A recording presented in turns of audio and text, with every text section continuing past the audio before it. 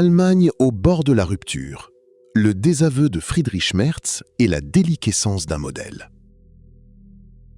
Bienvenue sur Décryptage Allemagne, votre rendez-vous quotidien avec l'analyse profonde des enjeux qui secouent la première puissance économique européenne. Ici, nous ne nous contentons pas de rapporter les faits. Nous plongeons dans les courants sous-jacents de la politique berlinoise pour comprendre où va la République fédérale. Aujourd'hui, notre édition se penche sur une Allemagne en pleine introspection, marquée par une chute brutale de popularité pour son sommet exécutif, des réformes sociales qui pèsent sur les citoyens et des infrastructures qui crient leur détresse. L'actualité politique de ce mardi 28 avril est dominée par un séisme dans l'opinion publique. Pour la première fois, le chancelier et chef de la CDU, Friedrich Merz, se retrouve à la place la plus inconfortable qui soit, celle de l'homme politique le plus impopulaire d'Allemagne. Selon le dernier classement hebdomadaire INSA, réalisé pour le quotidien Bild, Friedrich Merz s'effondre littéralement. Avec un score de seulement 28 points, il chute de la 18e à la 20e et dernière place. Ce désamour ne se limite pas à l'opposition générale, il s'infiltre jusqu'au cœur de son propre camp. Parmi les électeurs de l'union CDU-CSU, Merz n'occupe plus que la 5e position, largement distancé par Markus Söder, Hendrik Wüst ou encore le ministre de la Défense Boris Pistorius, pourtant issu du SPD. Les chiffres sont sans appel. Seuls 10% des sondés portent un jugement positif sur son action, contre 58% d'opinions négatives. Cette déconvenue n'est pas qu'une question de chiffres, c'est une crise de caractère. L'analyse livrée par Roland Tichy est, à cet égard, dévastatrice. On y décrit un chancelier enfermé dans une tour d'ivoire, devenu imperméable au conseil, sujet à des accès de colère et grisé par les attributs du pouvoir. Entre les hélicoptères de fonction et les voyages diplomatiques incessants, Friedrich Merz semble avoir perdu cette capacité d'autocritique essentielle à l'exercice démocratique. En tant qu'éternel candidat ayant promis monts et merveilles pour accéder à la chancellerie, il se retrouve aujourd'hui face au vide de ses propres promesses. Sa communication, perçue comme un flux verbal incontrôlable et souvent contradictoire, commence à être perçue au-delà des frontières comme un risque pour la stabilité et la crédibilité de l'Allemagne sur la scène internationale.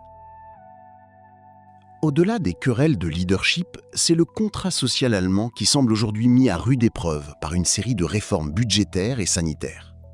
Demain, le cabinet fédéral devrait entériner la loi de stabilisation des taux de cotisation de l'assurance maladie. Si la ministre de la Santé, Nina Warken, promet un allègement de plus de 42 milliards d'euros d'ici 2030, la réalité terrain dépeint un tableau bien plus sombre. Augmentation des quotes-parts pour les assurés, réduction des prestations et pression accrue sur les hôpitaux et les cabinets médicaux. Le point de friction majeur demeure le financement des bénéficiaires de l'allocation citoyenne, le Bürgergeld.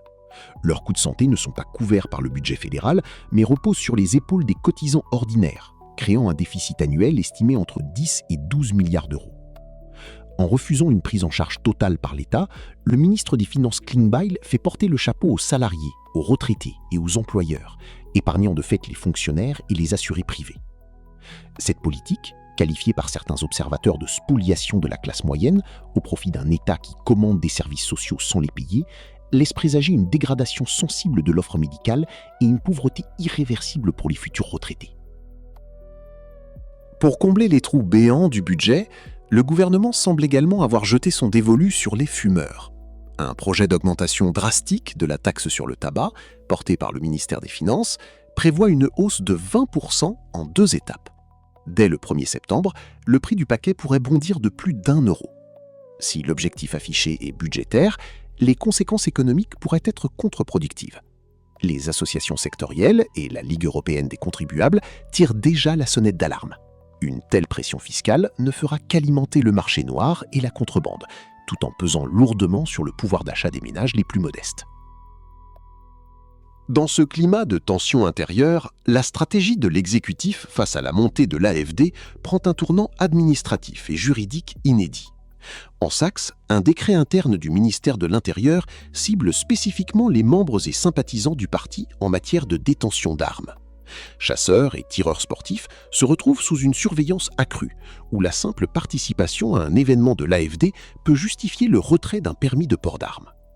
Ce qui frappe ici, c'est le renversement de la charge de la preuve.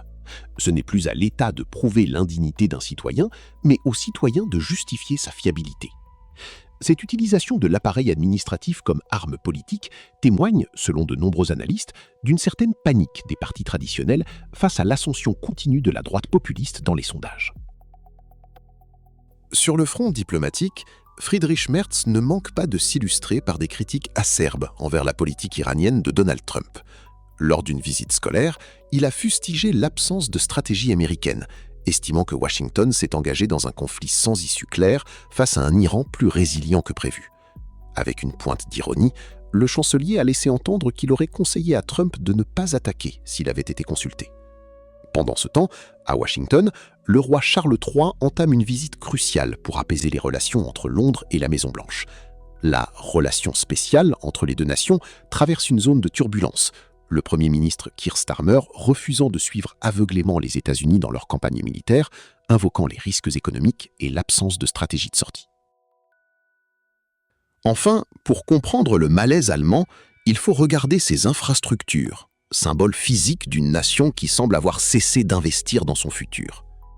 À Hambourg, le pont de Kölbrandt, artère vitale du port par laquelle transitent 32 000 véhicules par jour, se meurt. À partir du 1er mai, les convois exceptionnels de plus de 44 tonnes y seront interdits, forçant des milliers de camions à des détours coûteux sur des routes déjà saturées. Ce pont, dont Olaf Scholz avait annoncé la démolition dès 2012, alors qu'il était maire de la ville, ne sera remplacé qu'en 2039. Ce délai de 27 ans pour reconstruire un ouvrage d'art est le symptôme criant d'une bureaucratie paralysée. Au même moment, la transition énergétique allemande continue de montrer ses limites structurelles. Malgré les milliers d'éoliennes et de panneaux photovoltaïques, le pays reste tributaire d'importations massives d'électricité à prix d'or, dès que le vent tombe ou que le soleil se couche. Hier soir encore, l'Allemagne a dû importer 12 gigawatts pour compenser l'intermittence de ces énergies renouvelables, prouvant que l'idéalisme climatique se heurte encore et toujours à la réalité physique du réseau. C'était Décryptage Allemagne. Nous voyons une nation à la croisée des chemins, où la méfiance envers les élites n'a d'égal que la fragilité des systèmes qui ont fait sa force par le passé. Entre désaveux politiques et défis logistiques, le chemin vers la stabilité semble encore long. Merci de nous avoir suivis. Restez informés sur notre site pour des analyses plus poussées. À bientôt pour une nouvelle analyse.